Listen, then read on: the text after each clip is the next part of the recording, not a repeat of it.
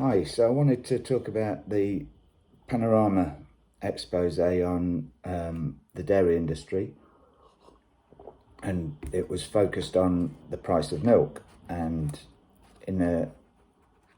as an aside, it also exposed undercover investigation from the Animal Equality, which showed incredible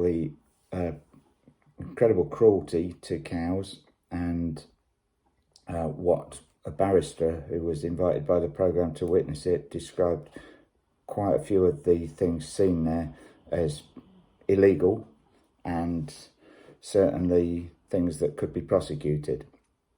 However, I'm looking at the backlash from the dairy industry to the programme, and they're saying comparing all dairy farmers to this individual farm that was exposed is like comparing all footballers to Kurt Zuma for kicking a cat. And they may have a point.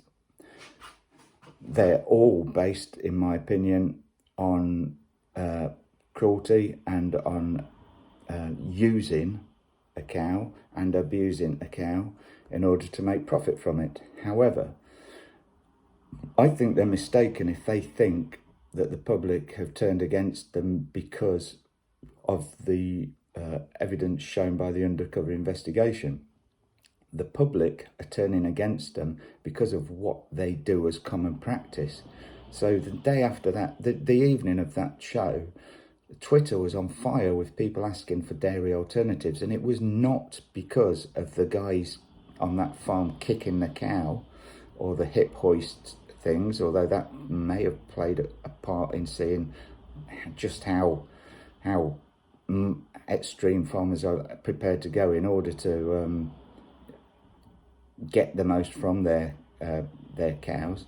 But the reason most people are turning against them is the very stuff that incidentally has lifted the veil on their practices. So things they acknowledged and admitted themselves in that programme, they're far more effective and had far more effect than just an isolated incidence of abuse. So the biggest thing, I think, was for people to realise so many people are ignorant, not in terms of what goes on dairy farms, as admitted by the farmer James Griffiths from Gloucestershire. He said people view it with rose-tinted spectacles, and they have this view of what we do as having cows on green fields and living a life of luxury and just getting milked out there, and it's not a true reality. So they admit themselves that there's a problem with separation of calves and cows in terms of the public perception. I think Abby Reader from the NFU said most calves are separated from cows within 24 to 48 hours, and we recognise this is difficult for consumers to grapple with. That's her words. That's the NFU. There are also their own words. Most cows are gone after 4 to 5 years. So they're impregnated at under 2 years old and go through a constant cycle of pregnancies in order to produce milk, because that's how mammals work. They need to be pregnant to produce milk. It always astounds me how many people don't know that.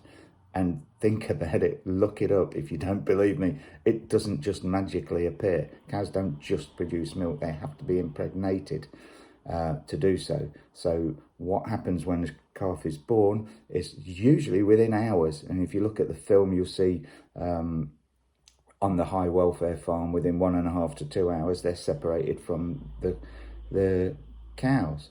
So, you know, this is traumatic for both cow and calf. In their own words, the farmer's own words, the cows shout and bawl. They'll scream for that baby and pace around the pen. That's the words of the farmers who are doing this. That's not the undercover investigator. That's not vegans promoting compassionate change. That's the farmers in their own words. So, how do we go on from here? That, you know, the dairy industry needs to wake up that what they're doing is inhumane, cruel, and just can't go on. A quarter of the dairy farms aren't even breaking even. That's not because of vegans. That's because they, what they're doing is not profitable anymore. People don't want this product, and supermarkets aren't paying for it. Is it? And that's a separate issue. They're paying them a low price. People like Costa Coffee and others through Freshways are paying a low price to these producers, which they would argue means they're unable to create an environment that makes it healthier for the cows. But however they do it, if you look at these high welfare ones, it's still the same issue. They're still separating calves and cows. They're still running these cows so that they're incredibly lame. They have huge problems with their udders and with their feet because they're on concrete for up to 8 hours a day, milking and feeding. They just constantly standing, so they're so lame. Roger Blowy, the vet, who in my opinion should be struck off because he was defending a lot of the abuse that we saw in the videos. I'll give you some examples here. What have I written down here? He said, yeah, they acknowledge dairy cows are under more stress than other cows because of the amount they're expected to produce. Roger Blowy compared dairy lameness with the common cold in humans. He said, yes, of course we see it, but it's just like colds in humans. It happens. It only happens because of the way they're exploited and treated. We don't deliberately cause colds in humans. On seeing the footage of the guys kicking the cow and hoisting her up, illegally, in the words of the barrister, he said, you'd certainly do something to encourage her. I can see the frustration as the cow had to be moved. And he described the use of the hip hoist, which again was described, the way that was used was described as illegal and possibly convictable offence. He described that as very common practice in the dairy industry. These are the words from their own mouths. So my takeaway from that programme is that the dairy farmers are angry and they're trying to focus on that expose of the kicking of the cow and hitting her in the face with a shovel by some workers. My experiences show me that kind of thing goes on all the time. It's not an isolated incident, but my takeaway isn't that. It's that people aren't angry with all farmers and dairy farmers for those incidents of abuse. They're angry because of what the industry acknowledged to do themselves. The horrible way they treat these cows and the fact that they're spent and regarded as useless within 4 to 5 years of what should be a much, much longer life for them. They're still adolescents at that age, and they've had so many pregnancies and are so stressed and so defeated that they just give in and die.